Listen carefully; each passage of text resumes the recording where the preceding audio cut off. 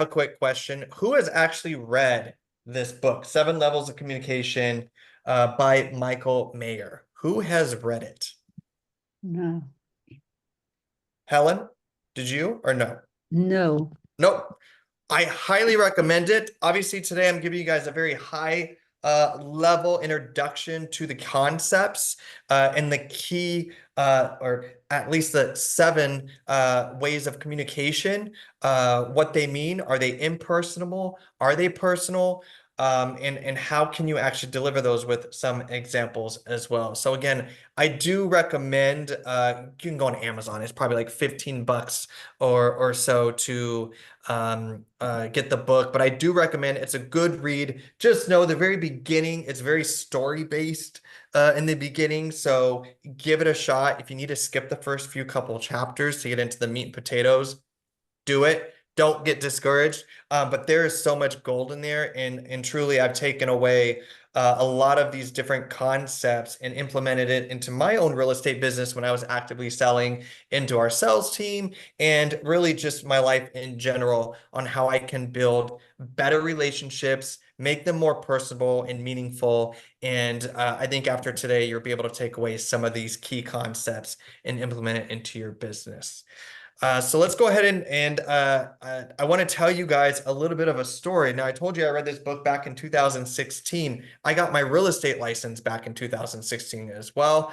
I may have read the book actually in 2017. I'm trying to put, that's already a long time ago, but I'm trying to piece it together. But it was probably 2017. I just got in the business. And you're trying to, as we all know, you're trying to find your way around and how am I going to prospect? How am I going to get out there and meet new people? And it's a struggle, right? It's a little bit of a struggle. And so I started to just dive in and read a bunch of different articles and books and listen to podcasts and all that stuff to try to better myself. And this is one book that I had read and I started to implement it to my business and being a little bit more personal in my communication, especially with prospects.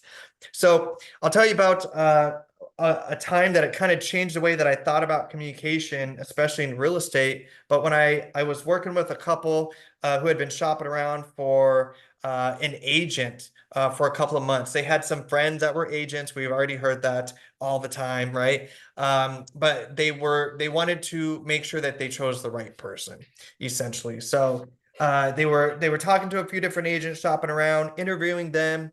And I was just another one on the list. I was actually a referral. So obviously you would think, oh yeah, that would help quite a bit, but they still were very, how can I put this, analytical and in determining on who their next agent was going to be. So I had met with them, had a great conversation.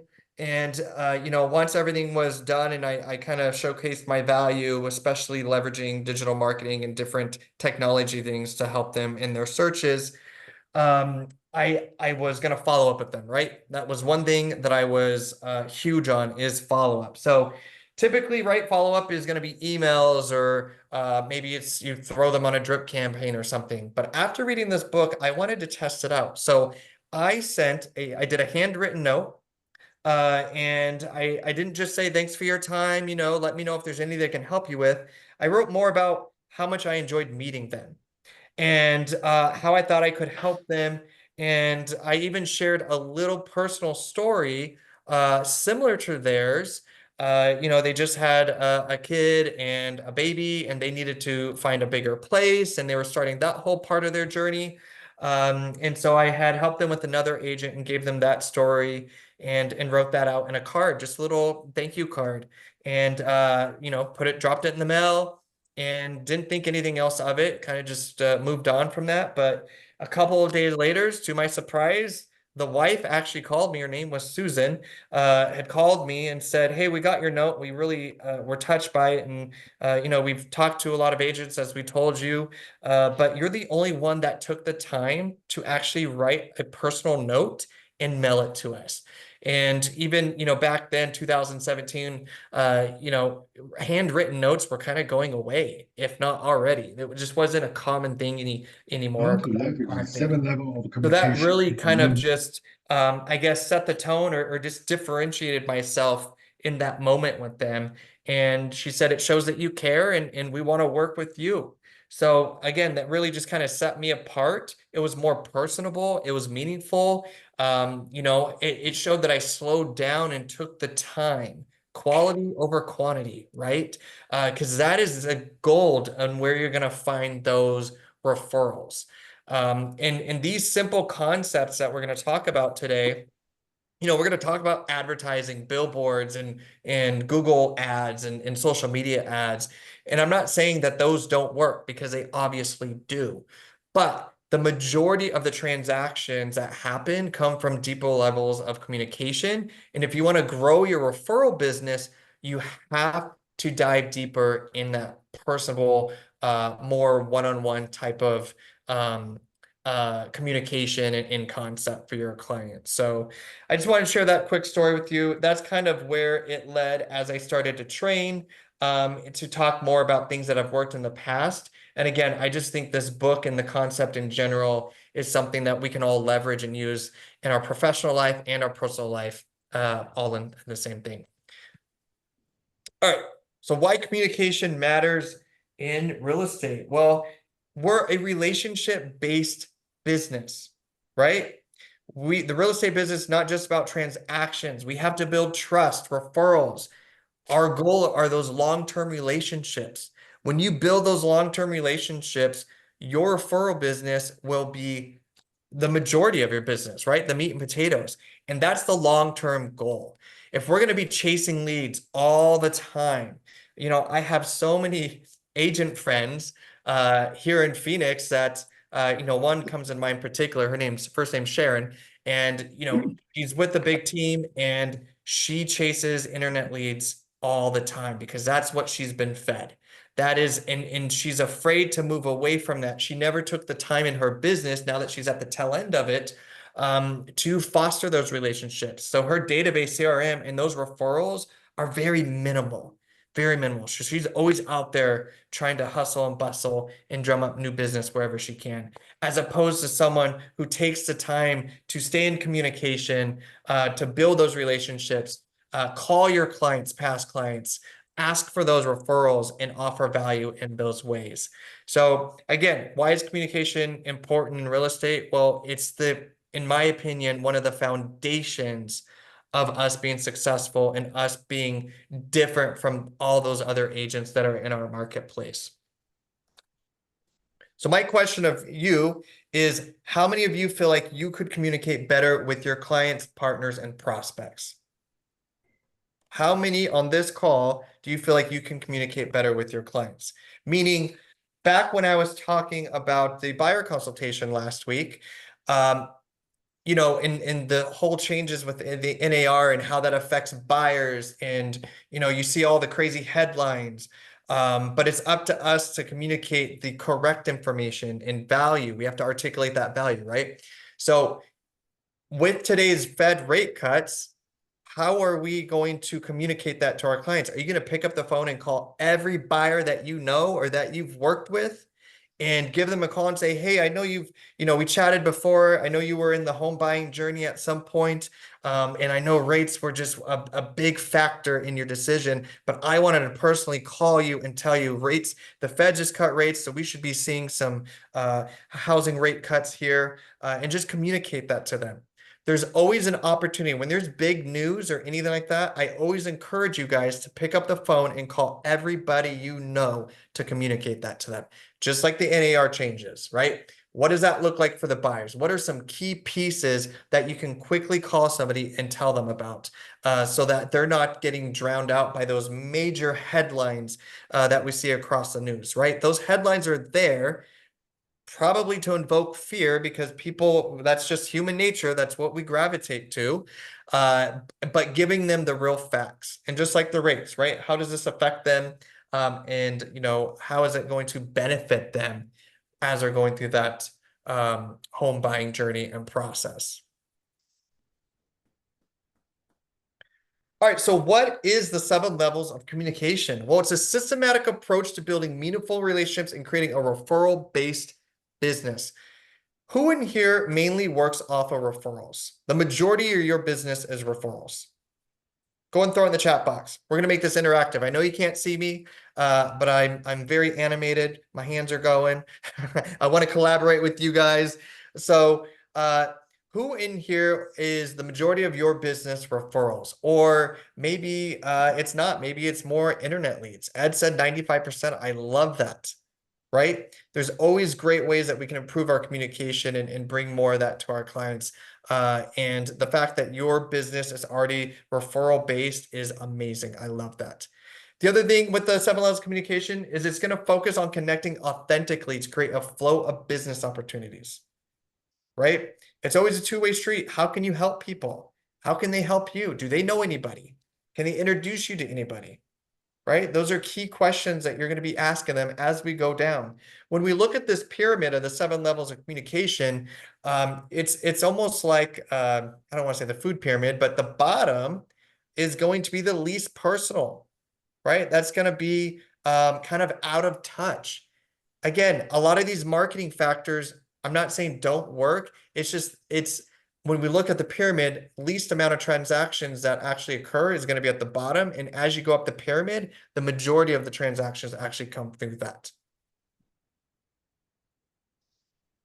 Why it matters to you. Well, success in real estate is built on relationships.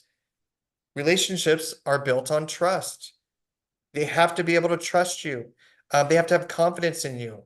They have to know who you are, right? Just like if you close a deal, and Ed, I'll use you an example because the majority of your business is referral.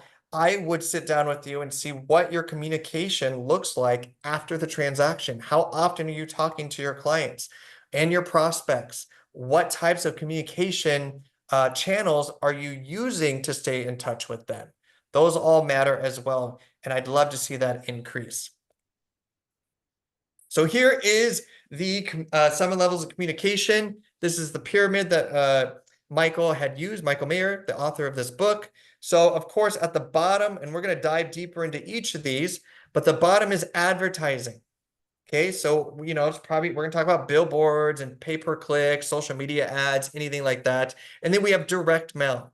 Not saying direct mail doesn't work. You got to be creative in 2024 and beyond, right? Because it's difficult. Attention is difficult to grab, and the bottom of the pyramid are those key channels that is hard to grab the attention of the user. All right, so advertising at the bottom, direct mail, electronic communication, meaning emails, even text messages. Now, text messages is a great way to stay in contact if done correctly, maybe with past clients, people you already have relationships with.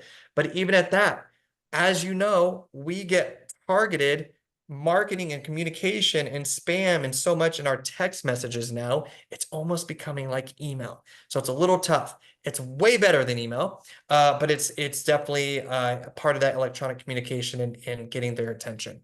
And then we're going into handwritten notes, which we're going to talk about, and then phone calls, and then events and seminars, right? You're already in person. You're building those relationships with them. We're going to talk about different webinars and seminars that you can do. Maybe you've already done them.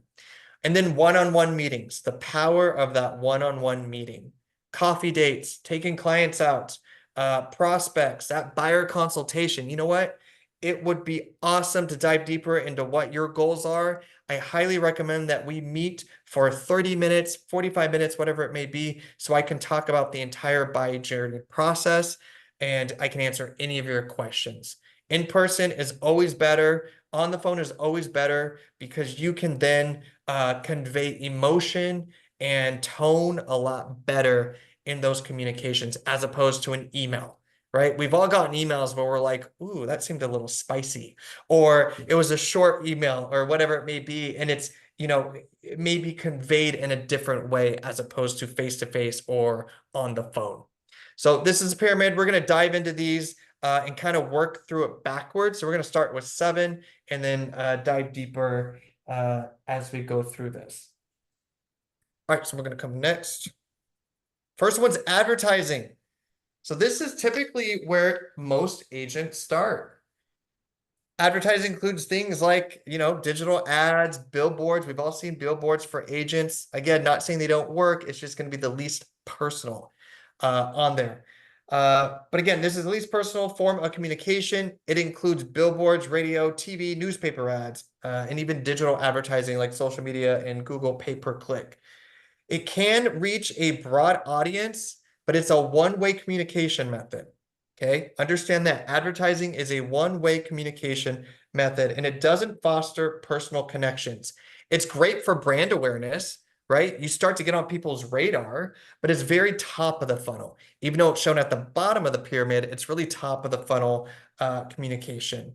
And it's designed to build brand awareness, but is often less effective at generating immediate direct results or referrals. Okay, again, least personal. So we talked about billboards, online ads. So who on the call has closed a deal purely from an online ad or internet lead?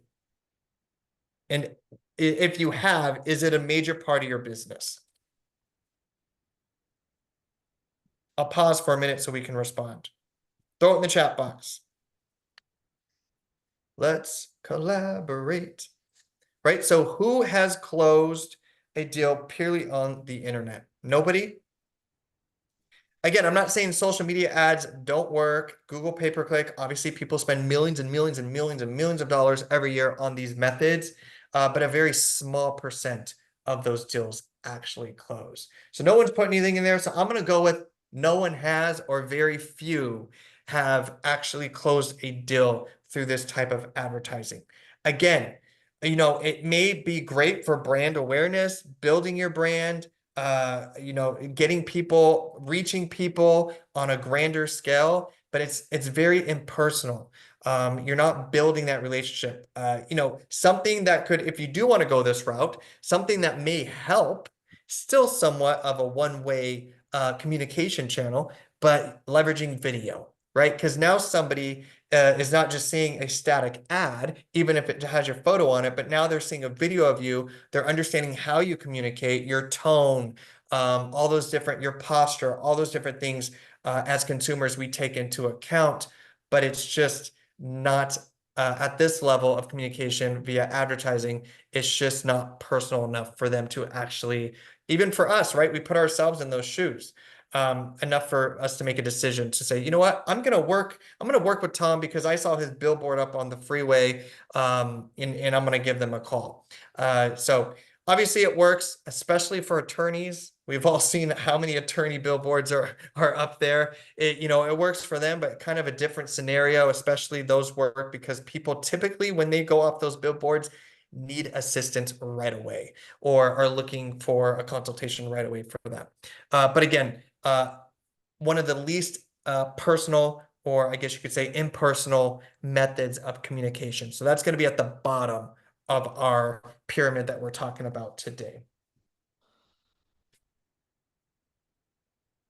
All right, I'm coming over here. Sorry, guys, I'm working on one screen. Direct mail. Let's talk about direct mail. Man, I love direct mail. You know, it still is effective if you do it correctly. I've had to, you know, as I have gone through my real estate career in helping agents with their marketing and branding and testing a bunch of different things, direct mail can still work. It's very impersonal, but for our business, I have found that you've got to be creative. I started to, you know, my branding was very similar to Escrow Options Group, Black and Gold. So I went on Amazon and I bought gold shimmery envelopes and put a stamp on it, right? I'm trying to make it a little bit more personal. So you got to get creative with that direct mail. But if you're doing farming and postcards and all that stuff, do you already have a solid base? Do you have a solid database, right? Before you start spending money on these impersonal advertisings and ways of communication, are you already, you know, you have a solid database and CRM and all that good stuff. But direct mail is going to be a step up from advertising, involves sending personalized letters, right? Try to get as personal as possible. That's why I trifold and put it in a different colored envelope, not just a standard white. I want it to stand out with an actual stamp on it, right? That makes it a little bit more personalized. Postcards, promotional materials to a targeted audience. While it's more specific than advertising, it's still one-way communication. See, if you haven't picked up on a common denominator, we keep talking about one-way communication. As we continue through this, it opens it up and starts to become two-way communication.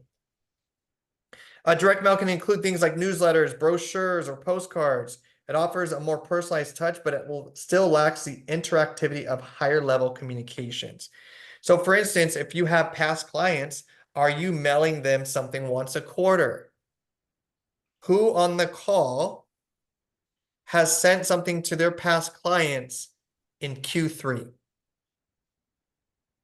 Again, I'm going to pause because I want this to be interactive. Who on the call has sent something to their past clients in Q3? Tom has. I love it. If not Q3, what about 2024? Awesome. I love it, guys. Whatever your communication schedule is, you have to have some way, whether it's once a quarter or something, it's easy. Throw it on your calendar. In Q1, this is going to be what I'm going to send to my past clients. Q2, it's this. Q3, it's that. Maybe it's your prospects, whatever it may be. But getting something to them on a consistent basis and staying in front of them is critical for that. So again, we talked about examples, postcards to the farm area. Even if they have their face on them, but how many of those actually turn into calls or relationships? Direct mail for me is not for prospecting or creating new relationships, but it's to foster past clients and current relationships. I love that, Tom. Everyone gets a high five. Good job, guys. The gal that I was talking about earlier, Sharon, we're very good friends and we joke about it all the time because one time I helped her get her database all set up and everything. And as we went through that, we saw how many how many of her clients actually sold their property in the last couple of years with another agent and not her because she did not stay in communication. I mean, we're talking multiple six figures in revenue and commissions that she lost. So super, super important. But again, how many actually send postcards to a neighborhood and how many calls do you get from them? Truly. I'm not saying farming doesn't work. It absolutely does, especially on a grand scale. But unless you already have lots of revenue coming through and you're going to farm the neighborhood you live in and you have a great in-depth plan, marketing budget, all that stuff in order, this probably wouldn't be my first go-to in terms of prospecting for new clients. Again, impersonal. All right, electronic communication. What is that? Well, this includes things like emails and texts and social media, direct messages. Now, this is a two-way channel, right? Because I'm sending Tom an email or a text and he's going to send back to me, or I'm going to send him a direct message on social media, Instagram or Facebook. He's either going to read it and respond or read it and not. Just depends. But this includes, it's a two-way communication channel, but it still doesn't provide the depth of personal interaction that face-to-face communication offers. Okay. Although electronic communication is more efficient and allows for personalized content, it can be easy to ignore and misinterpret, making it less effective than direct personal contact, meaning tone, right?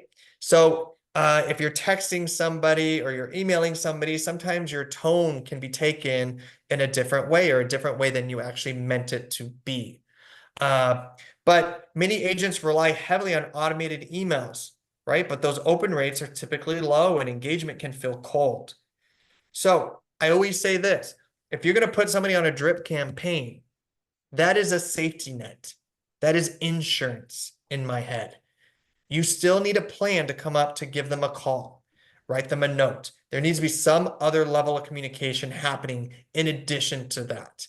These drip campaigns and automated features and emails and text messages, all that good stuff, it's great, right? It gets you in front of them, right? Top of mind at a certain level, but it's not personal enough necessarily for them to take action or to really be your referral marketing army out there, increasing your referrals.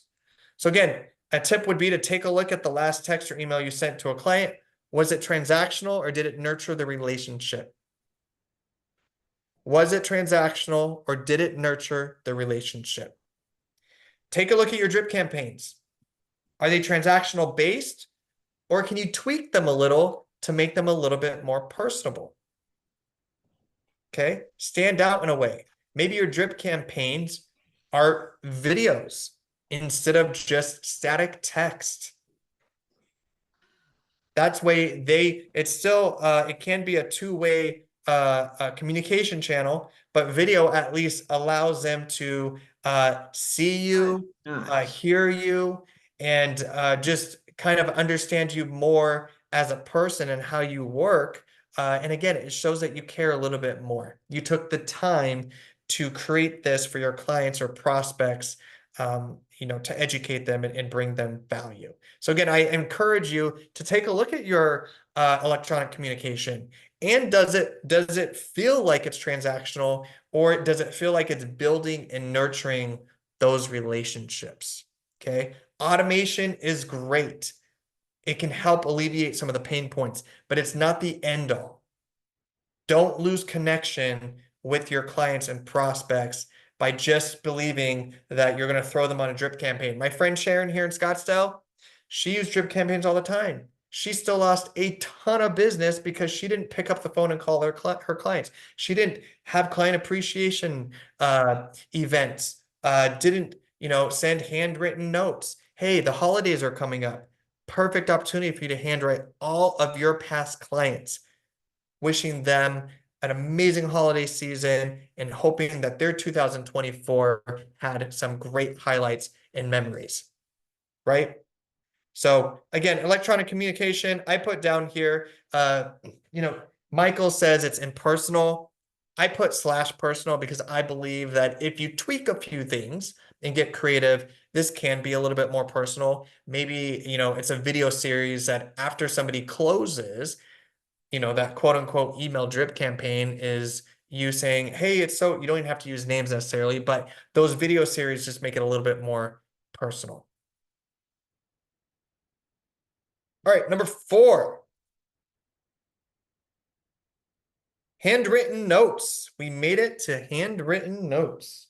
Handwritten notes are a personal touch, show thoughtfulness and care, just like the story that I told you guys when I first got in the business, struggling to meet new prospects and stand out and be different. And let me tell you, that one card changed my mindset on what I thought about those.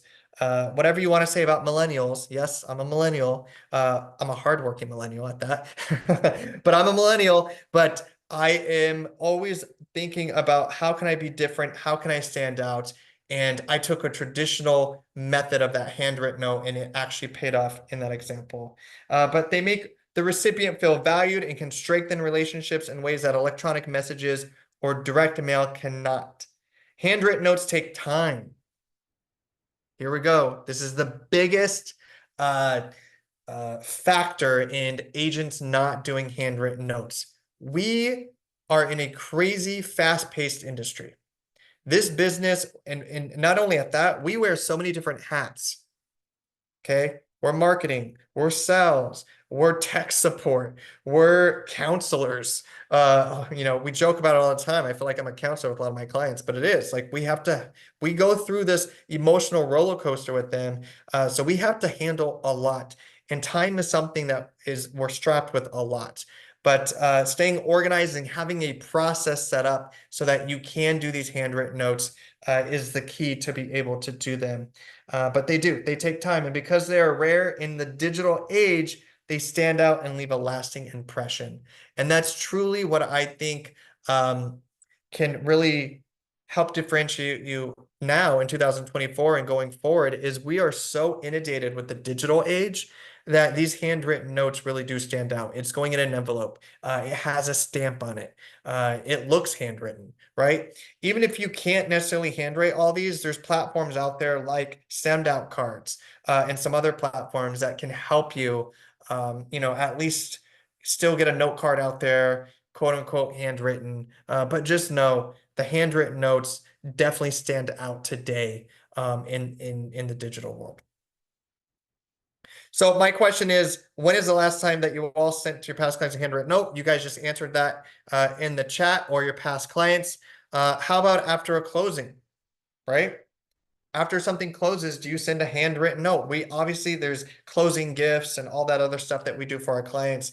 But, do you have something set up that after up 30 days, a handwritten note goes out and says, hey, I really, again, enjoyed working with you. And I hope the first 30 days in your home has been amazing. I'm here for you. And we'll talk soon. Whatever it is, you can put whatever you want on that card, but maybe it's after 30 days, you send a handwritten note out and just touching base and seeing how you're hoping the first 30 days has been amazing, and the next how many ever years you are building lots of memories in your new home. Again, how about after the first conversation about real estate? Right? So you met somebody at an open house. It's going to be hard if you didn't get their address. Maybe it's a neighbor that walked in. Okay, neighbor walked in, you found out they're 2 houses down, you send them a handwritten note.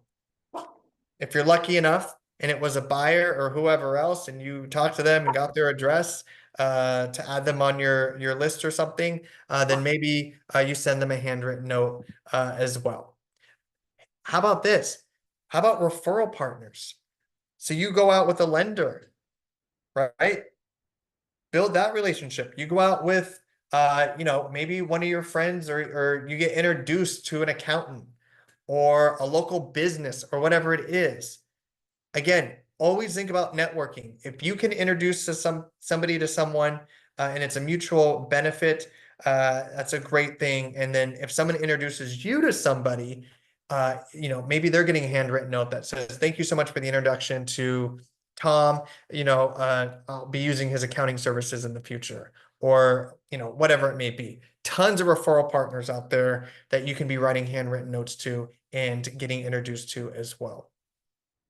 Again, handwritten notes are personal because they're specific, and you took the time and action to write them a note, and talked about meeting them or a story or whatever it may be. But the fact that you took the time to write them a handwritten note goes a long way. Let me ask you guys this. Who has received a handwritten note in, let's say, 2024? Who has received a handwritten note from somebody this year? Ed has, May has. And how did it feel? Were you kind of shocked? Is anybody else shocked when they go to the mailbox and they get a hand, and it could be a birthday card, anniversary card, something like that, that's handwritten. But isn't it kind of a cool feeling when you go to the mailbox and you're like going through all this junk mail, and then all of a sudden you see a card, you're like, oh, what is this? And then there's a little message in there, whatever it is, right? It kind of helps our day, it brightens our day. So let's do that for our people, right? Our prospects and past clients as well. But it always feels different when we say that. You're like, wow, they actually took the time. Tom feels left out, guys. So one of you on this call needs to write a note to Tom and thank him for everything that he has done in his leadership and in your business. But it does feel like they do take that extra step, right? Because it takes time. Time is valuable. Time is something that we can't create more of. So the fact that you took the time to write somebody a handwritten note, it really does impress, and it goes a long way for that. All right, Ed's gonna send Tom a note card. Ed, can you sign for all of us on the card? Awesome. All right. Number 5, phone calls. Oof. Now we're getting into some work here. Phone calls allow for real-time two-way communication. They're more personal than the previous levels and allow for immediate feedback and interaction. Hearing the voice of the other person helps in building rapport. It shows emotion, right? You can hear the influx in people's voice and fostering a deeper connection. Phone calls are effective for checking with clients, offering personal assistance, and maintaining relationships. So again, it's real-time connection where that your tone and emotion can come through. So instead of sending a text the next time, pick up the phone, and it can make all the difference. Even if you get an email or a text, and you know what, I'm gonna call them. I'll make it a quick call, and that's how you can say it. Hey Tom, I know you sent me a text about this, but I just want to give you a quick call just so we're both on the same page, and I make sure that I understand you correctly, right? You're letting them feel heard. So, and again, it goes a long ways. I always find it very cool that when I send a text message and the person calls me and says, "Hey, I just want to call you to make sure that I clarify or that you get the right information." And hey, when I call people personally, I would say, "Hey, I know that you're busy, but I just want to take 1 second, 1 minute of your time, 2 minutes of your time, to make sure that I articulate and get you the right information that you're looking for," right? Always assuming everyone's busy in 2024. So, but picking up that call can help build that relationship. And here's the thing.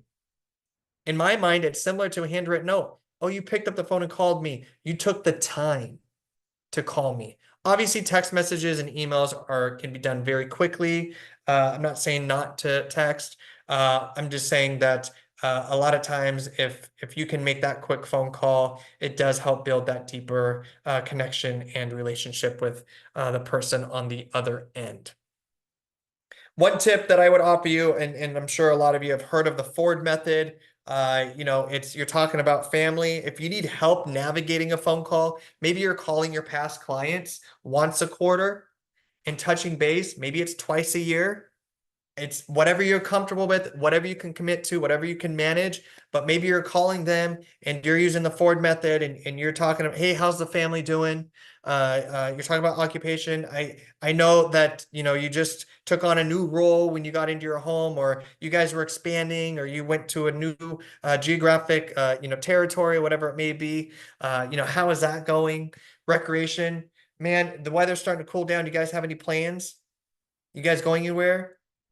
Parks, whatever it may be, and then dreams, right? Hey, I know you had briefly talked about you're going to do a side hustle or starting a new business, or whatever it may be, right? But if you need help stepping through that, you can use the Ford method to make it your own and just make yourself a little bit more comfortable. Because a lot of times when I talk to agents, it's always that fear and uncomfort of calling somebody and not knowing how to start the conversation without saying, "Hey, yeah, I just calling because you got any people that are looking to buy or sell?" Right? That's always kind of the method that we want to do. Obviously, like the example I told you guys earlier in terms of the Fed rate cuts or any other major real estate industry changes, those calls can be strictly about business, right? Because hey, I'm calling all my clients, I'm calling every buyer I know to let them know that rates just dropped. Hey, if you ever wanted to see about refinancing, or even if you were on the fence of selling and buying something new, and you need a good referral for a great lender, I've got one for you. Just let me know. And hey, if you are talking to anybody, maybe at work or family or anybody, and rates come up to them and they're struggling, give them a call. Give them my number. Let me give them a call. Right? So those phone calls help. But if you guys need kind of an outline or a method to kind of go through those conversations, Ford is amazing. Family, occupation, recreation, and then any dreams or aspirations that you have talked about or that you're going to ask them. So phone calls are definitely personal. Again, it's taking your time to give them a call, and you can understand tone and emotion. And again, it just fosters that relationship a lot better. All right, next one is events and seminars. So events and seminars bring people together in a group setting and allow for face-to-face interactions. That is something that is so critical in this business. Again, going back to internet leads and advertising, I remember when I was calling internet leads when I first got in the business and chasing those, it was monumental. If one, I got them on the phone and they didn't hang up, but two, I got them to meet me face to face. That's why, in my opinion, even open houses are great, because you're meeting people face to face, especially homeowners around that open house. But internet leads is tough. You don't have that face to face. These events and seminars or things that are in person are monumental. So these types of settings foster networking, sharing of ideas, and relationship building. They offer the opportunity to engage multiple people at once. Again, let's talk about time, right? Past client appreciation events, all that kind of stuff. You get to hit everybody kind of at the same time. And here's the thing, then they collaborate. They talk about you. Oh yeah, Tom was amazing. He helped me close this deal. I was worked with him for a couple years. He was so patient, blah, blah, blah, right? They start to just become your marketing warriors. And those are where the referrals increase. But these events and seminar type events are amazing for that.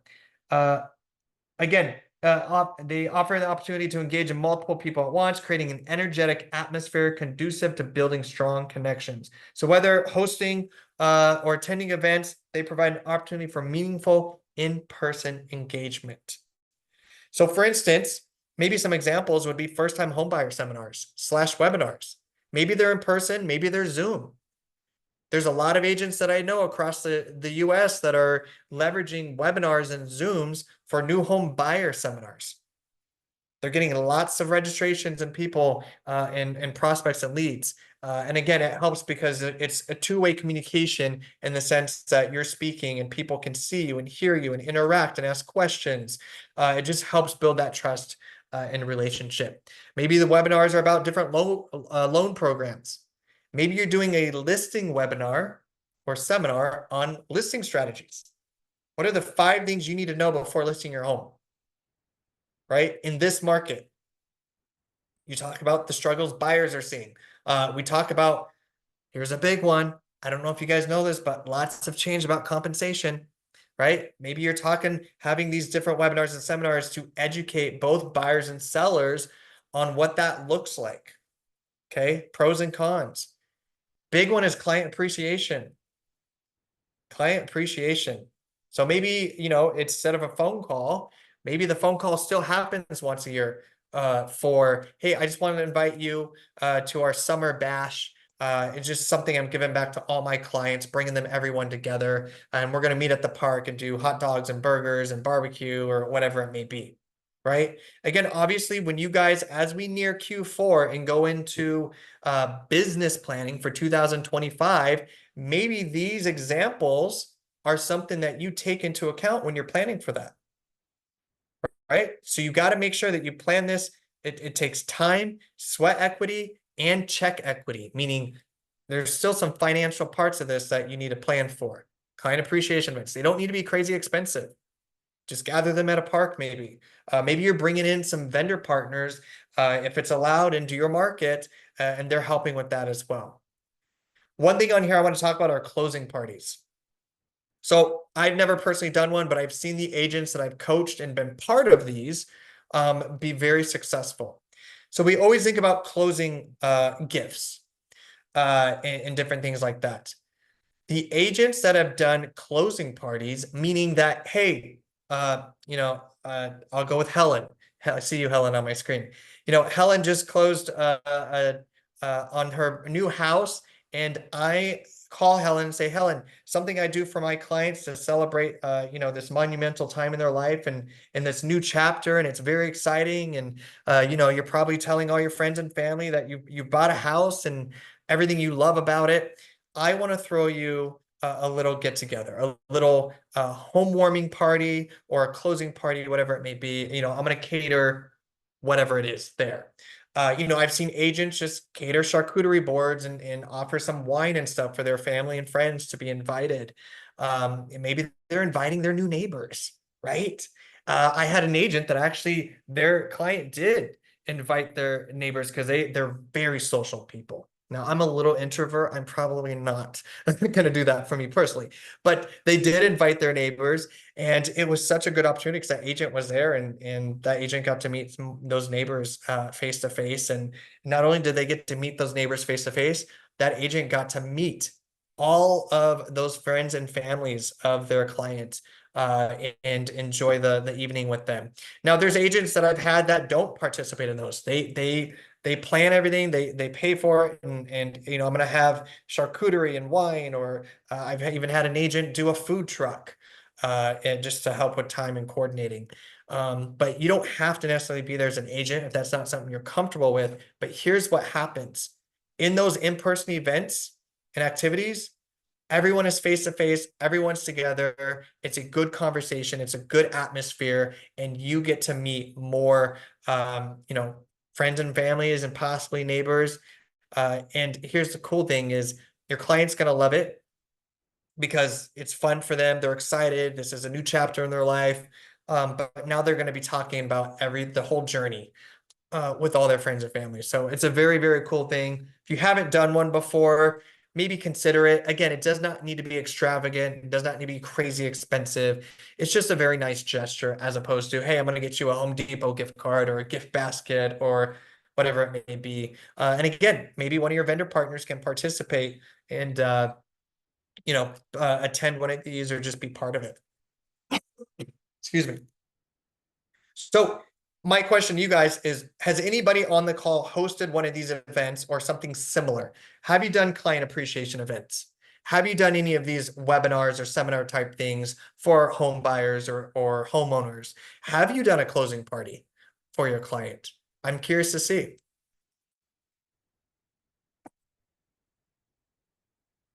Do you see value in those? Do you think that would be cool? Do you think that differentiates yourself? Do you think that's something different? The goal and the overall theme of the 7 levels of communication is communicating and in a way that builds, fosters relationships, and will gain you more referrals, right? And that's why you have to choose in that pyramid, through that pyramid, what types of communication are you going to adopt or use in your business? All right, we got one more. Can we all guess what it is? You guys saw it earlier. One-on-one meetings. So one-on-one meetings, of course, is the most personal and effective form of communication. Meeting face-to-face allows for the highest level of trust building, rapport, and connection. One-on-one meetings create the deepest level of engagement because of the time, focus, and attention given to the person. These meetings are powerful for generating referrals, discussing personal and business matters, and establishing long-term professional relationships. Just like I talked about earlier, it's difficult with internet leads to have that face-to-face, to have that one-on-one. In certain parts of our advertising, it's very difficult to do that in this business. So these one-on-one meetings or these face-to-face style, communication channels definitely does build those relationships at a deeper level. So an example would be consumers are skeptical and it is difficult to convey value without being face-to-face. And this creates an environment of trust and value. Here's the thing, guys. If you were on last week's call about the 9 key pillars of a compelling buyer consultation, it is so important, and it's to convey and articulate your value. And it's so much easier to do that when you are face to face, right? On the phone, you're trying to convey, everything you do in your process, and it can help because you can hear the tone and all that stuff. But actual one-on-one meetings, sitting down face to face, expands the relationship and conversation so much better. So something that I would encourage you all to do is schedule a coffee meeting with a prospect or a past client or referral partner in the next week. Okay. Again, we're getting into a time period where weather is getting cooler. Hey, meet me at the coffee shop. You can sit outside, have a great, 30-minute conversation or whatever it may be. Maybe it's with, somebody that you've been calling and they're looking to buy, or maybe with the rate cuts and you're calling everybody in your database today, tomorrow, over the next week and letting them know about the amazing news and that we're moving in the right direction and, their buying power and all that good stuff. Hey, let's meet for coffee on me. I'll take 30 to 45 minutes. I just want to touch base and see where you're at with the journey, home buying journey or home selling journey. I just kind of want to see where your mindset is. Plus, I've got some really cool updates on the rates or different programs or whatever it may be that I want to talk over with you. 30 minutes, 45 minutes, whatever it may be. So I encourage you, over the next week, pick up the phone, ask for that meeting, whether it's a prospect, past client, or one of your industry partners or referral partner. Maybe it's, an accountant or a dentist or a coffee shop owner, business owner, a moving company, any type of contractors that you may have, home warranty, right? All of these can be referral partners if you build a deeper relationship. So ask for that one-on-one meeting. And here's the thing, during that meeting, you can say, you know, this is critical information and amazing information that I want to make sure everybody that has been on the fence or thinking about buying, or someone who's been thinking about selling, but they don't want to sell and, you know, have to go up in their rate or whatever it may be. Do you know anybody that would benefit from this information that I just told you? Well, yeah, Helen, you know, Susie, we were just talking yesterday. We went to the spa, or we got our nails done, or we went to dinner or happy hour, whatever it is. And she said that she has been looking for the last year, or just been contemplating, but just doesn't feel like she could buy because of rates or whatever it may be. Always ask for a referral or a name, but in a great way, right? In a valuable way. Hey, do you know anybody that could benefit from this information that I just shared with you? Right? And again, these one-on-one meetings, these styles of communication, or this type of meeting is the most personal, the most personal. So again, it does take some time, but the more we're communicating, the more we're talking to people, the more opportunities are going to arise, and the more chances that we're going to meet more people that we can work with.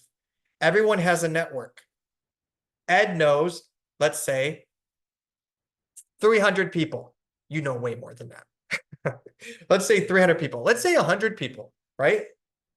But then out of those 100, let's say 50 people. Out of those 50 people, how many do each of those people know? Right? But Ed's talking to them. He's communicating with all of them. So now Ed has an extension of his network because he's communicating with all 50 of those people, or 25 people. And all those people know somebody that they have talked to real estate about. Nearly guarantee it. Okay. So make a short list, your VIP past clients, make it a priority to stay in touch with them. Make it a priority to be personal with them, to build that relationship, to foster that communication. Because that is what's going to allow you to get more referrals, be a referral-based business, and overall enhancing your communication style and leveraging these more personable styles and channels of communication is going to lead you to more business naturally. All right. So where are we spending the majority of our time? Is it because we're trying to run all these different digital ads and advertising and newspapers and, you know, digital newspapers, maybe, all these different channels, right? But where should our time be best spent that's going to be the most impactful with our clients, prospects, and referral partners? All right, guys, I am going to, again, challenge you this week. I want you to move up the levels and start by sending a handwritten note or making a phone call to someone you haven't reached out to in a while. That's my homework to you guys. I want you to start. I want you to move up the levels. Okay. And I know it's kind of backwards here now. So let's go back to pyramid. Okay. So a lot of us live down here, 5 through 7. Obviously, people make phone calls, but we think, oh, you know, I'll just shoot a text message real quick instead of picking the phone call. A lot of us live in 5 through 6 and 7. I encourage you, move up. Start by sending a handwritten note or making that phone call to someone you haven't reached out to in a while. If you haven't reached out to your past clients this quarter, let's even say this year, this is the time. You have so many different things. If you need topics, so many different things. Here's the thing. You don't have to bring up real estate. They're going to ask you about it. They already know that you're in real estate. So when they go, oh, so Ed, you know, how's real estate life going? Well, actually, Susie, it's pretty phenomenal. Today we just got news, or this week we just got news. I don't know if you saw it, but rates just got cut. Right? It's a good thing. Refis, and it's going to allow buyers to have a little bit more buying power. It's going to get them off the fence. Maybe even, right, before the end of the year. So I encourage you, I want you guys to go and try some of these. Hopefully you wrote down some notes or something that stuck with you. Maybe you took some screenshots. I can always share this with the team as well. They can get it over to you. But the challenge is I want you to move up the levels and I want you to take action by sending some handwritten notes or making that phone call. Trust me, you're going to be amazed at what happens. And I'll leave you guys with this. The more you invest in your relationships, the greater your ROI is going to be in this business. The more you invest in your relationships, the greater your ROI is going to be in this business. Instead of spending lots of money on internet leads and different advertising, invest in the people that already trust and know you, leverage them, and let them become your marketing warriors. So hopefully you guys got some gold out of today. Any questions before I send you back into the crazy world of real estate?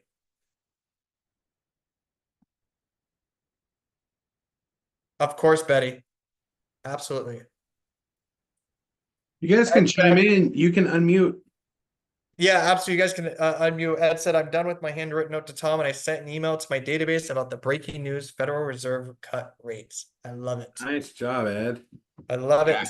just do it right now. Got to do it. Look at that. So the time of this, right, he already wrote that handwritten note. So you guys are such a great group. Justin, what do you think about them reaching out to their lender partners? Might be a good time to do that as well, right? Absolutely. That would be one of those phone calls for a coffee date. Show up to their office. Say, if they can't even, hey, man, Tom, I'm gonna stop by your office next week. What's a good day or time? I'll bring coffee. I want to touch base on, the rate cuts and everything and different programs you've got going on, and just see how we can work together more. Let's finish the year strong and plan for a strong 2025. Nice. Reach out to all of your referral partners, especially lenders right now. Absolutely. I love it. Again, you guys are such a great group. I always enjoy these sessions with you. If you need anything, please let us know.